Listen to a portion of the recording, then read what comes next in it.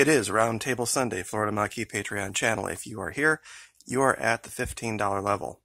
Now, here, technically, what we do is discussion of psychological operations, a little bit less on the training side, but more observation and showing how certain operations can be conducted completely absent of any identification of them. And in today's video, I want to talk about a couple of different tactics and techniques that are used subliminally by the media that a lot of people don't see.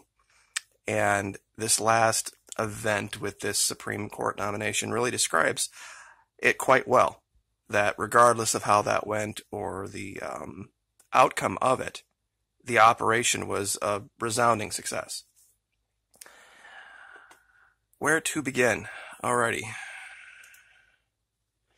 Most people, when they think about interrogation, they think about a confrontational situation where there's a person who has information, a person who wants information, and there's a whole bunch of bad things that happen to the first person by the second person. It's not always so. It's not always quite that cut and dried. Because as an interrogator, you have a lot of different approaches that you can use depending on the person. And when I was in, it was a much more difficult, long, and laborious process to assess people and what will work and what won't work. Today, with the advent of social media and the advent of pretty much everybody's complete profile being widely and publicly available, it's very easy to figure out how to manipulate large groups of people into giving you information without them even knowing they've been interrogated. I mean, everybody wants to talk about, stuff like this.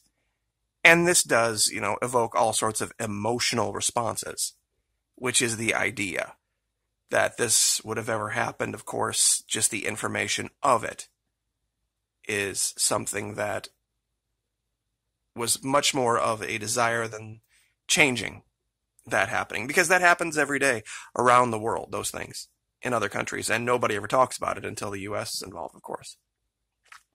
Remember this phrase, because it's very, very important. Logic will never change emotion or perception, and when you have large groups of people thinking emotionally and are only interested in seeing things from their perspective, there is no amount of logic that will fix it. There's no amount of facts that will fix it. This thing with the videos that I did, I wish I would have brought up the video and I didn't do it. The maps, everybody knows about the map, where I talk about the prison break and all this kind of stuff. It's a living, breathing example of how psychological operations can create a life of its own. That most of the people going and watching that video are there to tell me, the video maker, why I'm wrong for making the video. It's an amazing thing to see. Most videos have a 10-to-1 like to dislike ratio. That one has a 50-50. But it's the most viewed video by far of all of my videos. So what does it tell us? There's people out there that aren't interested in watching things they agree with. They are interested in correcting things they don't agree with. What does this have to do with interrogation? What does this have to do with psychological operations? Well, when we think about this, what we don't think about is this. And I know this is a pretty big left turn, but there's different subtle types of interrogation. And anybody who's ever watched this show knows that you have a guy sitting on a couch, this half-moon thing, and four, I don't want to say inappropriately dressed, but provocatively dressed, women sitting around him, and in a very casual, leisurely way, they interrogate the guy about a subject of the day. And this guy sitting on the couch is indicative of and representative of millions of men, retired elderly men sitting in their recliners or in their chairs or wherever they watch it, around this country, wishing they were that guy. they themselves being interrogated. I'm sure a lot of them, they're talking back to the TV as these people ask questions. I've actually watched it with my own eyes before. It's pretty terrifying. This is a much more effective form of interrogation. But people don't see it. And that's the key. Because, of course, there is the built-in assumption that whatever the response the man sitting there gives, it's going to be agreed with. Or, if it's controversial, it'll be subtly nudged around in a way by those four ladies, in a way that makes it palatable and acceptable. So, it's an interrogation that's, pardon the pun here, couched as a discussion, when it's really not. This is what people think of when they think of interrogation. And I know a lot of people are very astute to the concept that the media cannot directly accuse somebody of a crime in a statement, but they can do so in a question. Like, for example, with this. You couldn't go on CNN or whatever and say, blah, blah, blah, Mr. Kavanaugh is a rapist. You'd get sued for slander, libel, all sorts of stuff. But you can go on there and you can say, is Kavanaugh a rapist? People wonder, and you can just add that, but just putting the words out there, you can do. It's all about technique. And Fox actually nailed it, believe it or not. They had one tiny little slice of an article, and I hope it's still up here, that actually covers it perfectly. Stephen Colbert, a late show writer, I'm just glad we ruined Brett Kavanaugh's life. That's the headline. That was the entire headline. It didn't matter whether he got it confirmed or didn't confirmed. He is now slimed. He is absolutely, totally, and completely slimed. And they knew it. And this is just technique. They did the same thing with Hillary Clinton during the election. It didn't matter whether she was guilty of the Pizzagate thing or not, or, whether any of it was the truth or not, even though there's zero proof of any of it.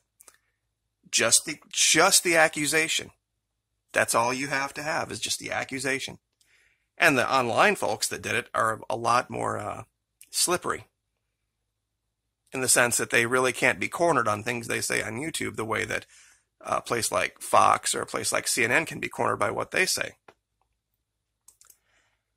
But of course we have the second largest military in this hemisphere.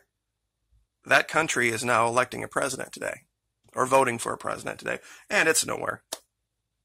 Absolutely nowhere on any major headline. The Guardian has it, Washington Post has it, but not headline. It's a scary thing to see, the complete lack of real information. And everything out here that you see right in front of you right now, whether it's CNN or Fox, every single line, every word in every single line was chosen very, very carefully to manipulate the audience they know they have. And that's key, because they know who's tuning in. They know the mental state of who's tuning in. And while in interrogation, active interrogation, see if I can get the picture back up here,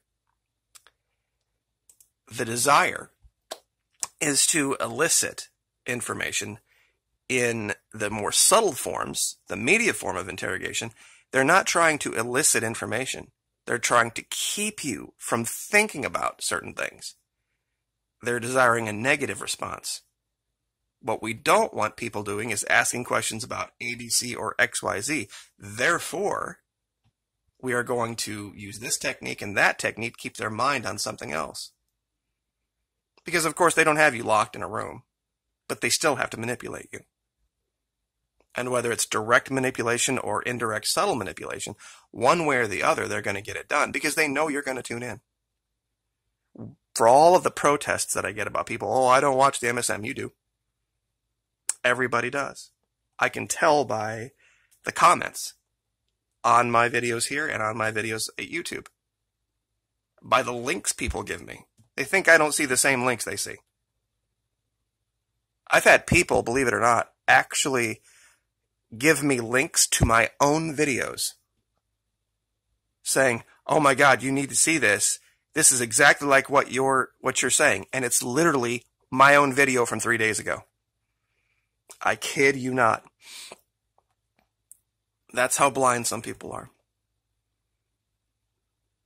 And it's, I tell you what, our next video tomorrow for the Masters is going to be talking about this. False equivalencies. And it's probably the worst, let's see what the proper word here is. The false equivalencies our media has been able to create that are now seen as fact have completely distorted the truth of what's going on in the world in a way that I don't know we can fix for a generation. It's that bad. So we will leave it there. Thank you guys so much for all of your support. 27th, we will start the drawing, giving away $50 a day, every single day, all the way through the 4th of January. And then, of course, on the 28th, we will have our drawing for the 3 $500 cards.